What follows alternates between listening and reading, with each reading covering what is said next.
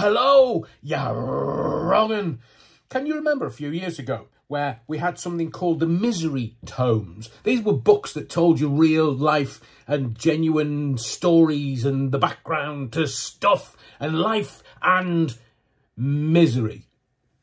It was really cheery stuff, all of them. I mean, if you read one of the books, one of these Misery Tomes, and it was just people's biographies and stuff, talking about what happened to them when they were kids. By the time you'd read the book, you just needed to go and have a shower because you felt so bloomin' grubby.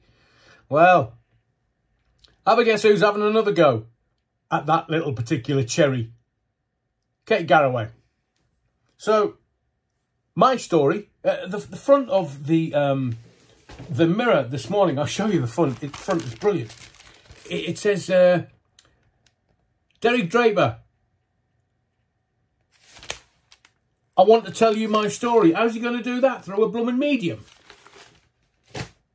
I hate to tell you, but he's not around anymore. So, is Kate going to contact the dead to get his story out? Or am I being facetious? I think you'll find I'm being straight.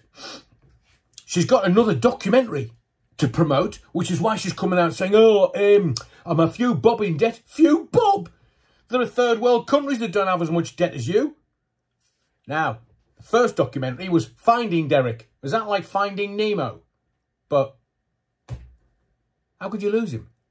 And then there was Caring for Derek, which is what she's bellyaching about because she's had to spend all of her money caring for her husband. How very dare she?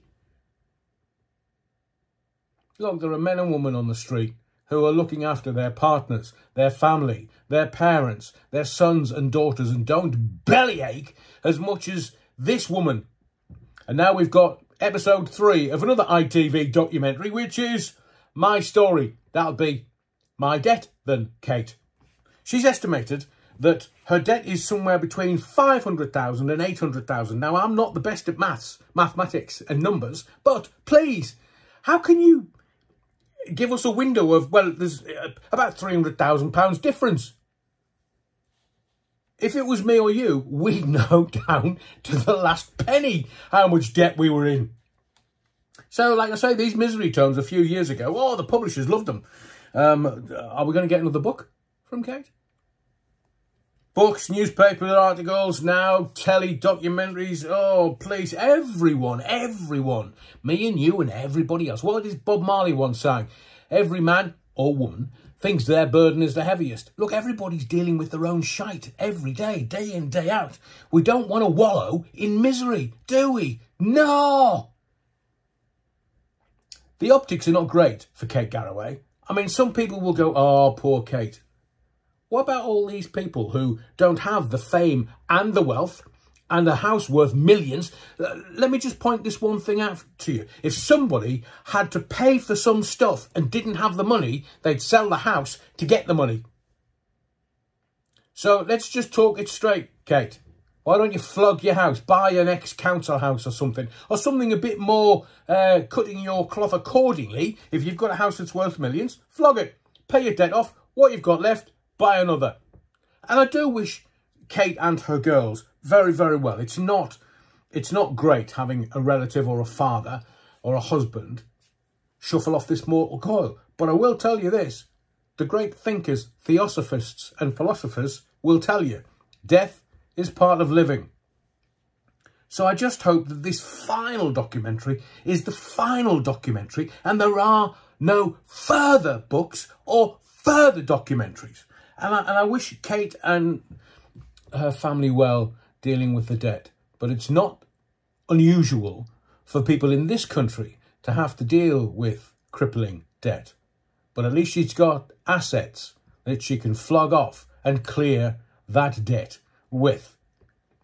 So I do hope she's able to grieve and heal and move on. Not grift for more money. It's also a tough news day for Julian Assange, the WikiLeaks founder. He's now got to wait until May 20th because there's something nefarious going on. Not quite sure what it is. But the judge in the case has asked America for reassurances that they won't impose the death penalty. Ooh.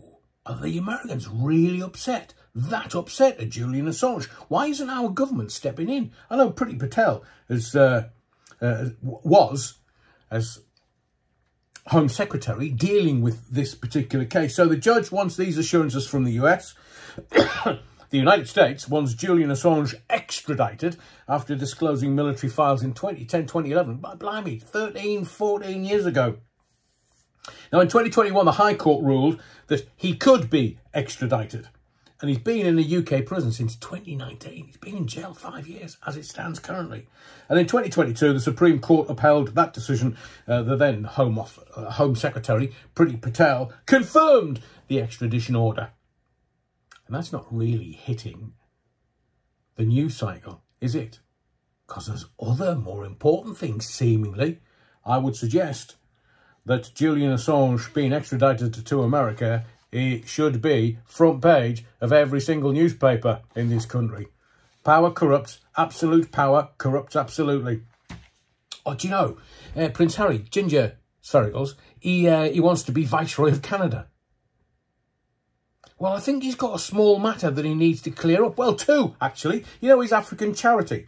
There's all kinds kicking off in that African charity, and he's not doing anything about it. I mean, it's bad enough the state of his family. Not the American one, the British one. And now, young Prince Harry has been named in a criminal trafficking ring case connected with P. Diddy. Are you reading all this reportage around P. Diddy? You know what the P stands for, don't you? Yeah, a word I can't use on YouTube. Papa Echo, Delta Oscar. P. Diddy, he's done a runner, seemingly from what I've seen, and there's all kinds of stuff coming out about him and the entertainment industry. Now, we've had Jeffrey Epstein dealing with the business side of trafficking and young girls. And now we've got P. Diddy dealing with the entertainment industry and trafficking around young girls and boys. Whoever is going to come out as the political fixer for politics. Oh, this grubby, sordid world, man. So Prince Harry's in a pretty tight spot. 28 million in debt, according to the Yahoo News. And now he's being fingered. I'll leave it with you. He's being fingered. Be connected with P. Diddy. Did P. Diddy introduce Meghan to Harry? No. Harry said it was a roast chicken dinner. Then he said it was, we met online. Tinder. And then it was another story. So the original story doesn't sit. Oh, I wait for whatever it is that's going to come out. I wonder if he'll hightail it away from America. And finally, the cyborg is genuinely a cyborg. Who am I talking about? I'm talking about Arnold Schwarzenegger. He had some body in the 70s and 80s, but he's had a pacemaker fitted. Does that mean he'll jog at a certain frequency? So, seemingly, I didn't know this. I don't know whether you do, but Arnie had scar tissue from previous operations, making his heartbeat irregular, so he had to go in and have a pacemaker fitted. Wasn't he one of the advocates of the jibber jabber? You don't think, do you? Has he, jibber jabber? Well, I believe that he's got a congenital condition, a bicuspid aortic valve. If that's how you pronounce it, that weren't easy. He's now had 4 ops. That was the 4th op. But his mum and his grandmother all had the same condition, which killed them. Cheery note to end on, Adrian. I know, I love to bring you the latest. So, don't forget to smash the likes. Make sure you subscribe to the channel for more videos. I'm about to do a bit more research into other things, which I will bring you imminently. My name's Adrian Allen. Whatever you do, don't forget the Battenberg.